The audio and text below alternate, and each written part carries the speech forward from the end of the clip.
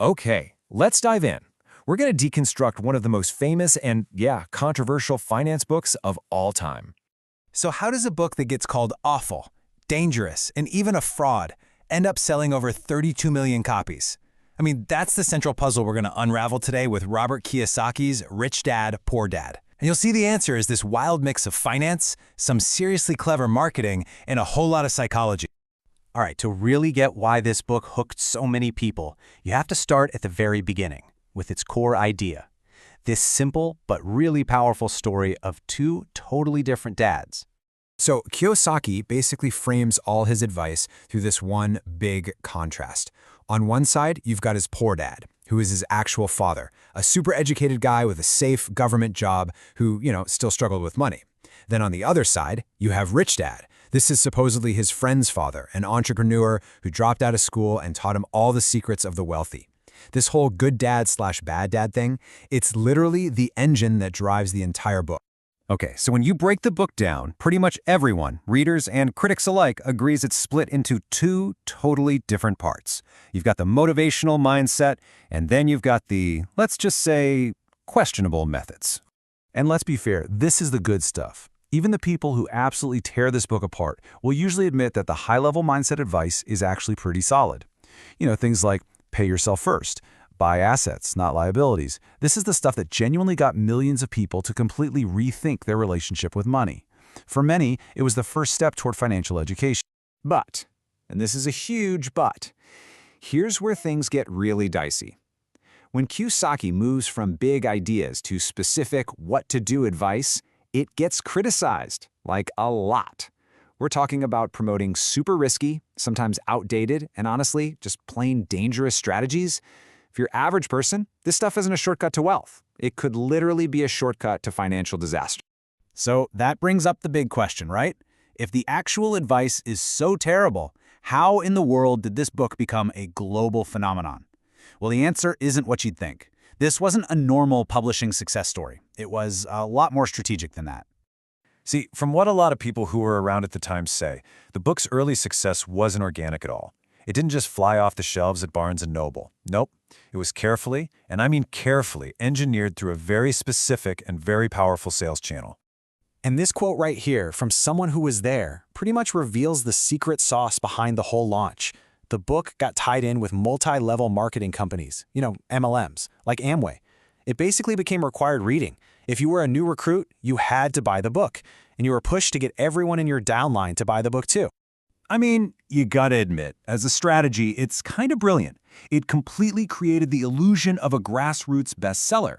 So Kiyosaki could just walk into a major publisher's office, slap down these huge but totally artificial sales numbers, and say, look at this phenomenon. And it worked. He got a major publishing deal, and that's what launched the book into the stratosphere and onto the real bestseller lists.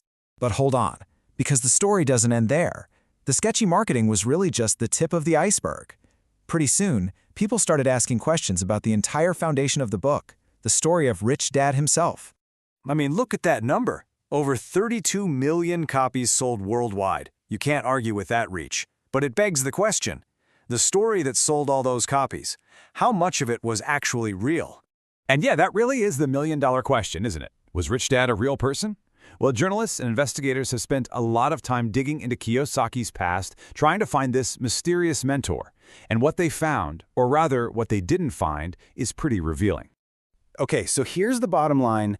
After all that digging, investigators have found zero credible evidence that Rich Dad was ever a real person. On top of that, there's not much proof that Kiyosaki himself had this huge real estate empire before the book came out and made him a millionaire. So think about that. His real success story isn't one of investing, it's the story of him successfully marketing and selling a book about success. And critics like the financial journalist John T. Reed, who's done a ton of research on this, they don't mince words, they're blunt. They basically say the whole thing is a fabrication, a fantasy, cooked up to sell books and seminars to people who are desperate for a get-rich-quick shortcut. Okay, so let's recap. The specific financial advice is often dangerous, the marketing was kinda shady, and the foundational story itself is, very likely, completely made up. Which brings us right back to our original question. Why? Why does this book still resonate so deeply with millions and millions of people? Well, it turns out the answer isn't really in finance at all. It's in psychology.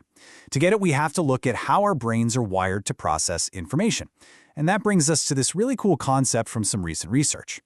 It's called a causal micronarrative. I know, it sounds super academic, but it's actually really simple.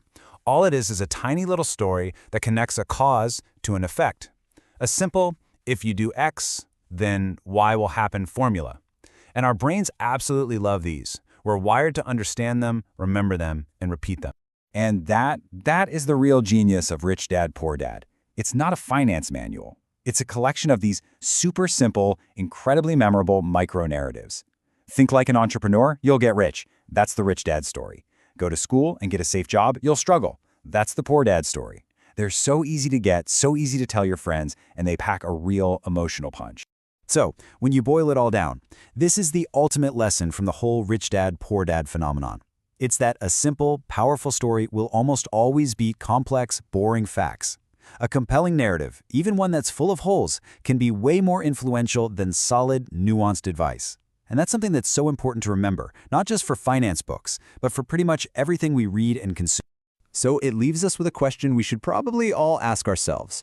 What are the simple stories that are shaping your financial decisions? Are your beliefs about money built on complex reality? Or are they maybe built on some of these simple, powerful, and maybe not so true stories you've picked up along the way?